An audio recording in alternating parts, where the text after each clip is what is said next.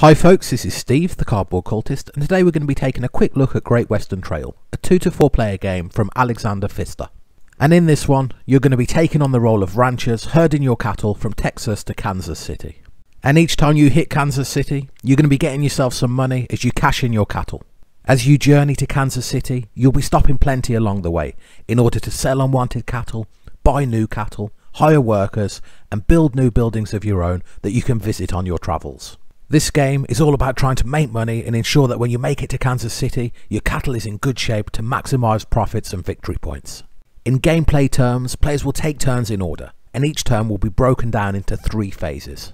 The first phase is the movement phase, where a player can move up to 3 spaces along the trail. And in this phase, you're essentially moving between pieces of cardboard on the trail. So in the early game, moving your maximum 3 spaces can quickly move you along the trail. As the game progresses and more hazards and buildings are added to the trail, movement becomes a little bit slower and a little bit trickier. After your movement phase, you'll get to take actions based on where you've rested. Typically, you'll end your movement at a building, either controlled by yourself or one of the generic starter buildings that all players have access to. And when you stop at a building, they're going to have specific actions that you can take, based on which building you stop at. And even if you end your movement on an opponent's building, you'll still be able to take actions, but your options are going to be limited. So the buildings that you visit in Great Western Trail will give you access to a variety of actions. And these include things like buying and selling cattle, hiring workers, or adding new buildings to the trail. After completing your actions, you'll move to the 3rd phase of the turn, where you'll draw back up to your hand limit. So throughout each journey to Kansas City, you'll be trying to balance making money with hiring workers and building buildings, but you'll also be trying to make sure you've got high quality and diverse cattle for when you hit Kansas City. The more diverse your cattle hand, the more money you'll make. And making your way to Kansas City doesn't just give you a nice little cash injection. Each time you pass through Kansas City, you'll also have to pick a location spot and mark it off as somewhere you've visited. And the locations that you're going to be selling your cattle at are going to be running around the edge of the board, located on that little train track. And marking off these cities is going to give you various bonuses in the form of victory points or bonus cards. But more interestingly, each time you mark off a city, you'll be using a token from your player board, and this will open up new options for you as you take your next journey. So each time you hit Kansas City, you're tailoring your skill set to help support your strategy.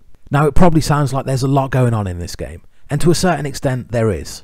But it's all fairly simple, and after a few trips around the board, you'll soon get the hang of things. There's a ton of small adjustments you can make to your strategy that really give each game a unique feel. There's a little bit of deck building, a little bit of hand management, lots of point-to-point movement, and there's even a little bit of area control in the way you place your buildings. And you can really approach this one in a variety of ways. Some players will look to move at a quicker rate across the trail, only opting to stop at vital locations, while others will plod along steadily, looking to hit as many buildings along the way as they can. You can play a strategy that really focuses on deck building, purchasing new cattle and increasing your hand size, and this means that each time you hit Kansas City, you're only going to be cashing in quality cattle. Equally, you could just recruit a bunch of engineers and look to build up your influence on the map, building and upgrading buildings that will not only give you improved actions, but also represent endgame victory points. In this game you're watching here, I'm playing the White Rancher, and I've really just focused on my buildings. I'm not looking to travel too quickly across the route, instead I'm just trying to take opportunities to build myself up and hit as many of my own unique buildings as possible. Meanwhile, my opponents are more focused on adding more impressive cattle to their deck, and are happy to move a little quicker, hoping to cycle through their deck faster and get to those more valuable cards. Like with most strategy games, you'll likely want to be fairly balanced with your approach, but it's really surprising how many options this game gives you. Now there's not a ton of player interaction here, but you will still need to be aware of what your opponents are doing. Finding good locations for your own buildings and also being aware of your opponent's buildings is a vital part of the game. Passing through your opponent's buildings, even when you're not stopping, will often incur a small charge, so it's important you locate your buildings well. All these subtle mechanics mean you're faced with a ton of interesting decisions in this one, and while it might seem a bit heavy or complex, the actual gameplay is fairly simple. It is worth mentioning though, with so many small but potentially important decisions, players who suffer from analysis paralysis might get a little bit bogged down with this one. That said, I really enjoy the amount of options Great Western Trail gives you, and it's really fun trying out and testing new strategies. So at this point it's probably worth talking a little bit about the artwork and component quality. So overall the artwork is good. The box art itself is pretty bad, but everything inside the box is great, and that's what's important. Component quality is pretty good too, and I can't complain too much. I would have liked to have seen the cards on a better quality cardstock, and the player boards could have been thicker too.